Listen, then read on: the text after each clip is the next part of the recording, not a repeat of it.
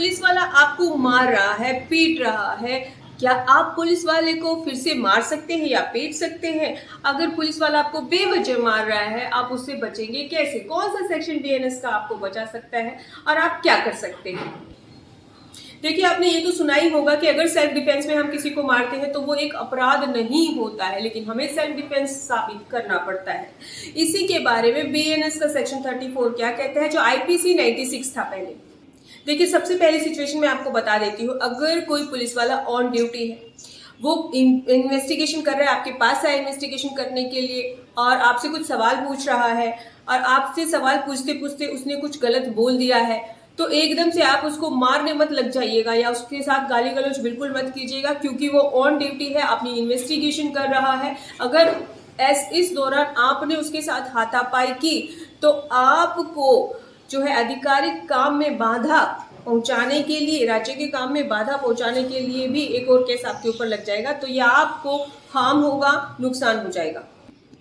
अब मान लीजिए वो आपके पास आ रहा है, आपके ऊपर हाथापाई कर रहा है, आपको परेशान कर रहा है, फिर भी आपको एग्रेसिव वहां पर नहीं होना है। ऑन ड्यूटी है, राज्य का कुछ ना कुछ काम कर रहा है, अपने काम को सुचारू रूप से कर रहा है, तो आपको वहां पे एग्रेसिव नहीं करना है। तो आप करें तो क्या करें, आप उसके ऊपर केस कर सकते हैं। आप किसी न किसी सीनियर जो उसका है उसको एप्लीकेशन दे सकते हैं, उसको कंप्लेन कर सकते हैं। उसके ऊपर भी केस होता है। ऐसा नहीं है कि पुलिस वालों के ऊपर केस नहीं होता है, उनके ऊपर केस होता है। अभी आपके दिमाग में आएगा कि मैं उसके ऊपर हाथ कब उठा सकता हूँ, अपना डिफेंस कब कर सकता हूँ, ऐसे तो मुझे मारता ही रहेगा और मैं बाद में केस करूंगा।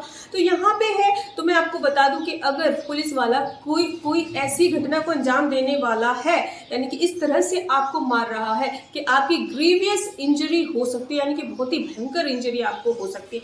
आपकी आंख फूट सकती है, आपका कान पूरी तरह से बंद हो सकता है, आपका मुंह फूट सकता है, किसी भी तरह से आपकी बॉडी को हार्म हो रहा है, इतना भयंकर कि आपका फेस ही बदल जाए, आपकी बॉडी का स्ट्रक्चर ही बदल जाए, आपको दिखना बंद हो जाए, आपको सुनना बंद हो जाए, आपका बोलना बंद हो जाए, आपकी जीभ कट जाए।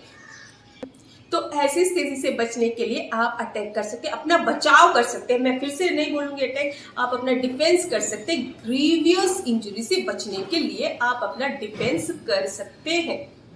दूसरी सिचुएशन क्या होती है, मान लीजिए आप उसको पूरी तरह से सहयोग कर रहे हैं, वो कह रहे हैं मेरे साथ चलो, आप चल रहे हैं, आप वो पूछ रहे हैं, आप उत्तर दे रहे हैं, फिर भी जो व्यक्ति है, जो पुलिस वाला है, वो आपको मारने की कोशिश कर रहा है, जान से मारने की कोशिश कर रहा है, आपके ऊपर अटैक कर रहा है, ग्रीवियस इंजरी आपको पहुंचाने की कोशिश कर रहा है जानबूझकर। कि अब तो ऐसी सिचुएशन आ गई कि आपने अगर जो प्राइवेट डिफेंस नहीं किया, सेल्फ डिफेंस नहीं किया, तो वो आपको मार देगा, आपकी मृत्यु निश्चित है। तो मृत्यु से अच्छा है कि आप बचने की कोशिश करें।